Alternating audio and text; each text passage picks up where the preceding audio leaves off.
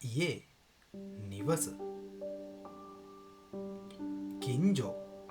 අසල්වැසි පරිසරය සෙන්මෙන්ජෝ නාන කාමරය ශින්ෂිත්සු නිදන කාමරය ශොකුතකු කෑම මේසය ජූතකු නේවාසික ගොඩනැගිල්ල කයිදෙයි සෙයිහින් විද්‍යුත් උපකරණ කගු ගෘහ භාණ්ඩ ෆුදෝ සංඥා දේපල වෙළඳාම් නියෝජිත